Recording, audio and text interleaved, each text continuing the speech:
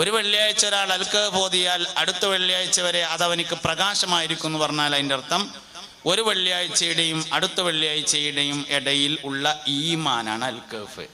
തഖ്വയാണ് ഖുത്ബ. ഖുത്ബയിലെ വിഷയം തഖ്വയാണ്. എല്ലാ വെള്ളിയാഴ്ചയും ഖുത്ബയിൽ ഒരേ വിഷയമാണ്. അയ്യുഹന്നാസ് ഊസീകും ഇബാദല്ലാഹി വ ഇയ്യായ ബിതഖ്വല്ലാഹ്. രണ്ട് അനുബന്ധ ഘടകങ്ങളാണ്. ഒന്ന് ഈമാനും അതിൻ്റെ ഒപ്പം നിൽക്കുന്ന വേറെ സാധനമാണ് തഖ്വയും. ലില്ലദീന ആമനു വക്കാനു യത്തഖൂൻ. ഈമാനും തഖ്വയാണ് പരസ്പരം ഒരുമിച്ച് നിൽക്കുക. അപ്പോൾ ഈ ഈമാൻ അൽക്കഹഫാണ്, മറ്റേത് ഖുത്ബ കേൾക്കലുമാണ് തഖ്വ. 4 മുത്തഖീങ്ങളുടെ പേര് മുടങ്ങാതെ പറയുന്നത് അതിന് വേണ്ടിയിട്ടാണ്. മുത്തഖീങ്ങളുടെ പേര് കേട്ടാൽ തഖ്വ ഉണ്ടാവുന്നതാണ്. സ്വാലിഹീങ്ങളെ കുറിച്ച് പറയാൻ തന്നത് അതാണ്. 4 മുത്തഖീങ്ങളുടെ പേര് മുടങ്ങാതെ പറയും. ചില ഇമാമന്മാർ 6 ആൾക്കാരെ പേര് പറയും. ചിലവർ അശ്റത്തുൽ മുബശ്ശിരീങ്ങളെ മൊത്തം പറയും. എത്ര പറഞ്ഞാലും കുഴപ്പമൊന്നുമില്ല, 4 എന്തായാലും പറയാം. 4 മുത്തഖീങ്ങളാണ്. സയ്യിദുന അബൂബക്കർ സിദ്ദീഖ്, സയ്യിദുന ഉമർ ഇബ്നുൽ ഖത്താബ് റളിയല്ലാഹു അൻഹു, സയ്യിദുന ഉസ്മാൻ ഇബ്നു അഫ്ഫാൻ റളിയല്ലാഹു അൻഹു, സയ്യിദുന അലി ഇബ്നു അബീ ത്വാലിബ് റളിയല്ലാഹു അൻഹു. 4 മുത്തഖീങ്ങൾ. അപ്പോൾ തഖ്വ ഓർമ്മ വരുന്നതാണ് ഓരോ പേര് കേട്ടാൽ. ഈ ചരിത്ര പഠനത്തിൻ്റെ ഏറ്റവും പ്രധാനപ്പെട്ട ഉദ്ദേശം എന്ന് പറഞ്ഞത് 2 കാര്യങ്ങളാണ്. ഒന്ന്, അതുപോലെ ആകാൻ വേണ്ടി പരിശ്രമിക്കാൻ. പക്ഷേ ഒരു പ്രശ്നമുള്ളത് അതുപോലെ ആവാൻ കഴിഞ്ഞുകൊള്ളണം എന്നില്ല. ചിലപ്പോൾ നമുക്കിങ്ങനെ തോന്നും, ഒരു ബദർ യുദ്ധം ഉണ്ടാവുകയാണെങ്കിൽ ഞാനും ബദരീങ്ങളെ പോലെ ഉണ്ടാവും എന്നൊക്കെ തോന്നും. ഒന്നാദ്യം ഉണ്ടായിട്ട് വേണ്ടെന്നുള്ളതാണ് പ്രശ്നം. രണ്ടാമത്, ബദർ യുദ്ധം ഉണ്ടായതിനാൽ ബദരീങ്ങൾ വലുതായതല്ല, ബദരീങ്ങൾ വലുതായതിനാൽ ബദർ യുദ്ധം ഉണ്ടായതാണ്. നമുക്ക് തോന്നും ചിലപ്പം ആ ബദർ ഉണ്ടായതുകൊണ്ട് ആ ബദരീങ്ങൾ കഴിച്ചിലായിട്ടോന്ന്. അങ്ങനെയല്ല, ബദരീങ്ങൾ കഴിച്ചിലായതിനാൽ ബദർ യുദ്ധം ഉണ്ടായതാണ്. നിങ്ങൾക്ക് മനസ്സിലാവണമെങ്കിൽ ദേശത്തൊരു പ്രയാസം ഉണ്ടാവും. അള്ളാഹു സുബ്ഹാനഹു വ തആലക്ക് പരിശുദ്ധമായി ഈ ദീനുൽ ഇസ്ലാമിനെ സംരക്ഷിക്കാൻ ഒരു ബദർ യുദ്ധത്തിൻ്റെ ആവശ്യം ഇല്ല, അതിനാവശ്യമില്ല. പിന്നെന്തിനാ ബദർ യുദ്ധം? അത് ഇവിടെ 313 ആൾക്കാരുണ്ട്, അതുകൊണ്ടുണ്ടായതാണ്. 313 ആൾക്കാർ വലിയ ആൾക്കാരാണ്, അതുകൊണ്ട് ബദർ ഉണ്ടായതാണ്. ബദർ ഉണ്ടായതുകൊണ്ട് 313 ആൾക്കാർ വലുതായതല്ല. മനസ്സിലായില്ലല്ലോ അടച്ചാനെ റബ്ബേ, കുടുങ്ങിയോ? ഒരിക്കൽ സയ്യിദുനാ ജിബ്രീൽ അലൈഹിസ്സലാമിനോട് മുത്തുനബി സല്ലല്ലാഹു അലൈഹി വസല്ലം തങ്ങൾ ചോദിച്ചു, ജിബ്രീലെ, പല പ്രാവശ്യം നിങ്ങൾ ഭൂമിയിൽ വന്നിട്ടുണ്ടല്ലോ, അതിൽ നല്ല മനസ്സ് തട്ടിയൊരു അനുഭവം പറയായിരുന്നു. അപ്പോൾ പറഞ്ഞു, ഞാൻ ലൂത്ത് നബിയുടെ സമൂഹത്തെ നശിപ്പിക്കാൻ വേണ്ടി വന്നതാണ്, മനസ്സ് തട്ടിയത് പറഞ്ഞു. അപ്പോൾ എന്തേന്ന് ചോദിച്ചു. അതിൽ പറഞ്ഞു, ഞങ്ങളിങ്ങനെ ലൂത്ത് നബി അലൈഹി ഇസ്ലാമിൻ്റെ സമൂഹത്തെ നശിപ്പിക്കാൻ വേണ്ടി വന്നു. അങ്ങനെ ഇബ്രാഹിം നബി അലൈഹി ഇസ്ലാമിനോട് സമ്മതമൊക്കെ ചോദിച്ച് ലൂത്ത് നബിയെ നശിപ്പിക്കാൻ വേണ്ടി പോയി. അങ്ങനെ ഞങ്ങളെ നശിപ്പിച്ചു. അപ്പോൾ നബി തങ്ങൾ ചോദിച്ചു, എങ്ങനെ നശിപ്പിച്ചു? അത് പറയാറുണ്ട്. ആ ഒന്നുമില്ല നബിയെ, ഞാൻ എൻ്റെ ചിറകൊണ്ടൊന്നിങ്ങനെ കോരിങ്ങാണ്ട് ഓല ഇങ്ങനെ മറിച്ചിട്ടതാണ് എന്ന് പറഞ്ഞു. 6000 ചതുരശ്ര കിലോമീറ്ററാണ് ലൂത്ത് നബി അലൈഹി ഇസ്ലാമിൻ്റെ നാട്. 6000 ചതുരശ്ര കിലോമീറ്റർ. അത് കോരിങ്ങാണ്ട് ഇങ്ങനെ മറിച്ചിട്ടതാണ് എന്ന് പറഞ്ഞത് ഒരു ചിറകൊണ്ടാണ് കേട്ടോ. അങ്ങനത്തെ 70,000 ചിറക് ജിബ്രീൽ അലൈഹി ഇസ്ലാമിനുണ്ട്. അങ്ങനത്തെ 5000 മലക്ക് ബദറിൽ വന്നിട്ടുണ്ട്. എന്തിനാ 313 ആൾക്കാർ? അല്ലാഹു സുബ്ഹാനഹു വ തആലക്ക് ഈ ദീൻ സംരക്ഷിക്കാൻ 313 ആൾക്കാർ ആവശ്യമില്ല. 313 ആൾക്കാർക്ക് ഒരു അവസരം കൊടുക്കേണ്ടതുണ്ട്. അതിന് ബദർ ഉണ്ടായതാണ്. ബദരീങ്ങൾ വലുതായതിനാൽ ബദർ ഉണ്ടായതാണ്. ബദർ ഉണ്ടായതിനാൽ ബദരീങ്ങൾ വലുതായതല്ല. ഇതാണ് സംഭവം, ഇതാണ് സംഗതി എന്ന് പറയുന്നത്.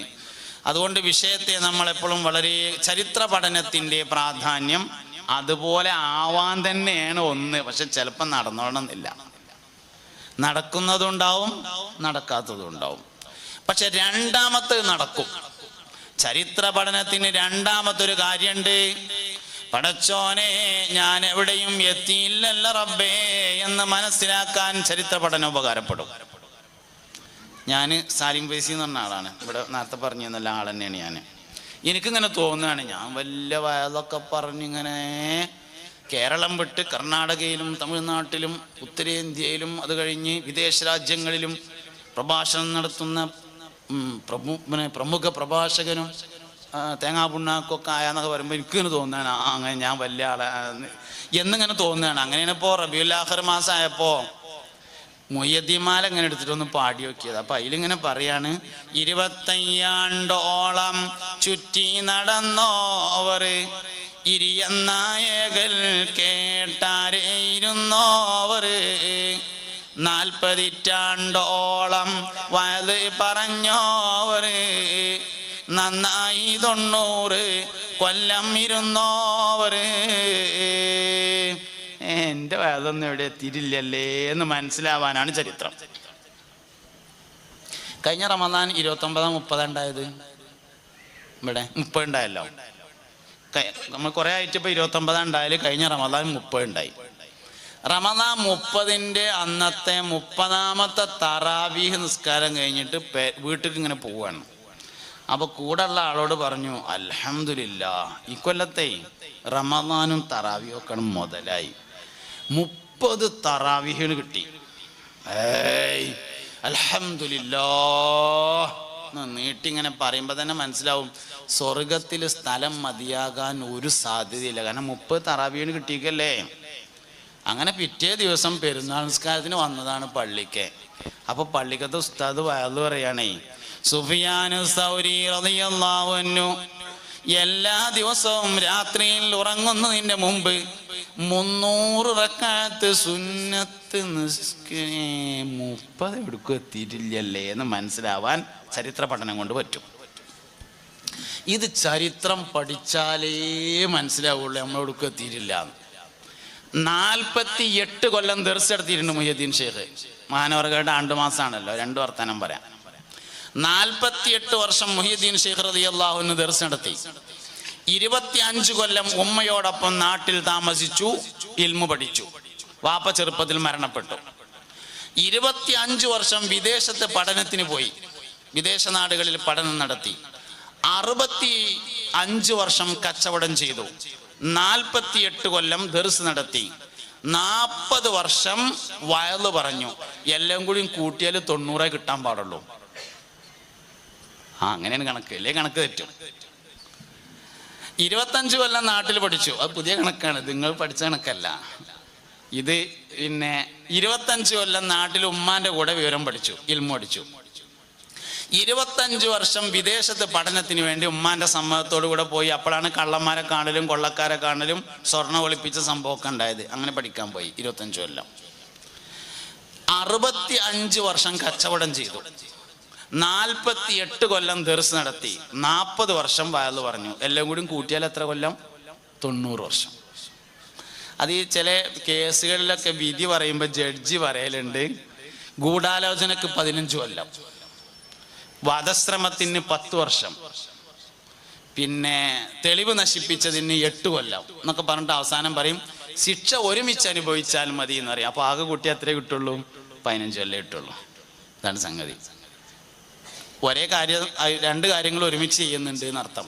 കച്ചവടവും പഠനവും ഒരുമിച്ചുണ്ട്, കച്ചവടവും ദർസും ഒരുമിച്ചുണ്ട്, കച്ചവടവും വയലും ഒരുമിച്ചുണ്ട്, കച്ചവടവും ദർസും വയലും ഒരുമിച്ചുണ്ട്. അങ്ങനെയാണ്. അങ്ങനെ കുട്ടിയാലേ 90 ആവുള്ളൂ, അല്ലെങ്കിൽ പ്രശ്നമാവും. 40 വർഷം വയല് പറഞ്ഞു. ആഴ്ചയിൽ 3 ദിവസമാണ് വയല് പറഞ്ഞിരുന്നത്. ആഴ്ചയിൽ 3 ദിവസം, വെള്ളിയാഴ്ചയും ഞായറാഴ്ചയും ചൊവ്വാഴ്ചയും.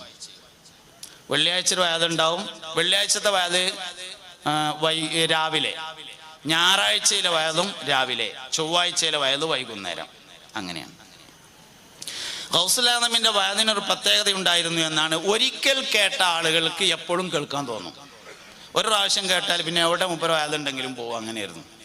70,000 ആളുകളാണ് അക്കാലത്ത് വയലിൽ പങ്കെടുത്തിരുന്നത്. 1000 കൊല്ലം മുമ്പാണെന്ന് ഓർക്കണം. ഹിജ്റ 470 മുഹ്യിദ്ദീൻ ഷേഖിന്റെ കാലഘട്ടം. ഇന്ന് ഹിജ്റ 1445.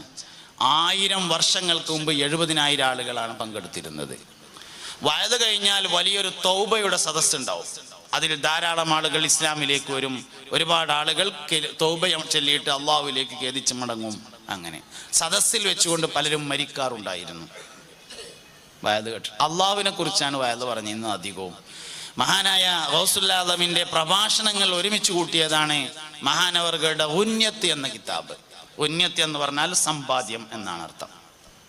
പ്രഭാഷണം ഒരുമിച്ച് കൂട്ടിയതാണ്, നേരിട്ട് തസ്നീഫ് നടത്തിയതല്ല. അപ്പം അങ്ങനെ ഗൗസുൽ ആദം സുൽത്താൻ മുഹിയുദ്ദീൻ അബ്ദുൽ ഖാദിർ ജീലാനി റളിയല്ലാഹു അൻഹുവിൻ്റെ താരീഖ് പഠിച്ചാൽ നമുക്ക് മനസ്സിലാവും നമുക്ക് എവിടേക്കെത്തി. നമുക്ക് ഒന്നിനും നേരമില്ല. എന്തേ കച്ചവടം? മുഹിയുദ്ദീൻ ഷെയ്ഖിന് 65 കൊല്ലം കച്ചവടം. അത് ഏത് ജാതി കച്ചവടം എന്നറിയങ്ങൾ? ചെറിയ കച്ചവടം എന്നല്ല. മൂപ്പര് ആദ്യം തുടങ്ങുന്നത് വെള്ളക്കച്ചവടമാണ്. റോഡ് സൈഡിൽ വെള്ളക്കച്ചവടമാണ് ആദ്യമായിട്ട് തുടങ്ങുന്നത്. പിന്നെ കച്ചവടം ചെയ്ത് ഇങ്ങനെ പോയിട്ട് സ്വന്തമായി കപ്പലുണ്ടായിരുന്നു, ചരക്ക് കപ്പൽ. സ്വന്തമായി കപ്പലുണ്ടായിരുന്നു. മുഹിയുദ്ദീൻ മാലേ പറയുണ്ടല്ലോ, ഒരിക്കൽ മുഹിയുദ്ദീൻ ഷെയ്ഖ് റളിയല്ലാഹു അൻഹുവിനോട് ഒരാൾ വന്നിട്ട് പറഞ്ഞു, നിങ്ങളുടെ കപ്പൽ കൊള്ളക്കാർ പിടിച്ചിരിക്കുന്നു. അപ്പോൾ മഹാനവറുകൾ പറഞ്ഞു, അൽഹംദുലില്ലാഹ്, ഇനിയിപ്പോൾ അത് നോക്കണ്ടല്ലോ. കുറച്ച് കഴിഞ്ഞപ്പോൾ ആൾക്കാർ വന്നിട്ട് പറഞ്ഞു, അല്ല, നിങ്ങളുടെ കപ്പലല്ല പിടിച്ചത്, വേറൊരാളുടെ കപ്പലാണ് പറഞ്ഞു. അപ്പോഴും പറഞ്ഞു അൽഹംദുലില്ലാഹ്. ഞാൻ അത് പറഞ്ഞത് കപ്പലുണ്ടായിരുന്നു എന്നുള്ളതിന് തെളിവ് പറഞ്ഞാണ്. കപ്പലുണ്ടായിരുന്നു എന്നതിന് തെളിവ് പറഞ്ഞതാണ്. ഈ നമ്മളെ കൊട്ടാരം വിട്ട സുൽത്താൻ ബഹുമാനപ്പെട്ട ഇബ്രാഹിം അദ്ഹം റളിയല്ലാഹു അൻഹുവിൻ്റെ താരീഖിൽ പറയുന്നുണ്ട്, അദ്ദേഹത്തിന് ഒരു കോട്ടുണ്ടായിരുന്നു എന്നാണ്, ഒരു കുപ്പായം. അതേമാതിരി എന്ന് പറയാൻ പറ്റില്ല, രോമം കൊണ്ടുള്ള ഒരു കുപ്പായം. അദ്ദേഹം ഇവിടെ വന്നപ്പോൾ ഇവരിട്ടെന്നാണ്. ഒരു കുപ്പായം ഉണ്ടായിരുന്നു, പിന്നെ ഒരു കോട്ടുണ്ടായിരുന്നു രോമം കൊണ്ടുള്ളത്. കുറേ കാലമായി പഴക്കം ചെന്നതിനാൽ രോമമായതുകൊണ്ട് അതിൽ പേനുണ്ടായിരുന്നു, പുഴുക്കൾ പേനുണ്ടായിരുന്നു. അങ്ങനെ അത് മൂപ്പരങ്ങനെ കടിക്കും. എന്നാൽ കുപ്പായത്തിന് കേടൊന്നും ഇല്ലാത്തതുകൊണ്ട് ഒഴിവാക്കാനും പറ്റൂല. അങ്ങനെ മൂപ്പരെ ഇട്ടുകൊണ്ട് ഇങ്ങനെ നടക്കും. അങ്ങനെ ഒരു ദിവസം ഇങ്ങനെ ഇട്ട് പോകുമ്പോൾ ഒരാൾ വന്നിട്ട് ചോദിച്ചു, ആ കോട്ടും ഇങ്ങോട്ട് തരുമോ എന്ന് ചോദിച്ചു. അവമ്പരെ അൽഹംദുലില്ലാഹ്, കാരണം അതൊന്നും പോയി കിട്ടല്ലേ, വേഗം ഊരി കൊടുത്തു. അയാളത് ഇട്ടുങ്ങാണ്ട് ഇങ്ങനെയാണ്ട് പോയി കുറച്ചെണ്ണം എത്തിയപ്പോൾ പേൻ കടിച്ചു. അപ്പം ഇങ്ങോട്ട് വന്നാണ്ട് കോട്ട് ഊരിയിട്ട് മൂപ്പരിക്കൻ കൊടുത്തപ്പോൾ വാങ്ങിയാണ്ട് പറഞ്ഞു, അൽഹംദുലില്ലാഹ്, പേൻ്റെ കടി കൊള്ളാന്നല്ലേ ഞാൻ തന്നെയാണ് പറഞ്ഞു. രണ്ടാമത് മേത്തന്നെ ഇട്ടു എന്നുള്ളതാണ്. മുഹിയുദ്ദീൻ ഷെയ്ഖ് റളിയല്ലാഹു അൻഹു അങ്ങനെ അൽഹംദുലില്ലാഹ് പറഞ്ഞു എന്ന് പറഞ്ഞത് എന്തിനാണെന്ന് വെച്ചാൽ കപ്പലുണ്ടായിരുന്നു എന്നുള്ളതിന് തെളിവ് പറയാണ്. 1000 കൊല്ലങ്ങൾക്ക് മുമ്പ് പൊടിപാറിയ കച്ചവടം. ബഹുമാനപ്പെട്ട ഗൗസുൽ ആദം സുൽത്താൻ മുഹിയുദ്ദീൻ അബ്ദുൽ ഖാദിർ ജീലാനി താരീഖ് പഠിക്കുന്നതിൻ്റെ പ്രധാനപ്പെട്ട ഒരു ഉദ്ദേശം, നമ്മൾ എവിടെയും എത്തിയില്ലല്ലോ എന്ന്. സ്വർഗം 2 ഇല്ല, സ്വർഗം 1 ഉള്ളൂ.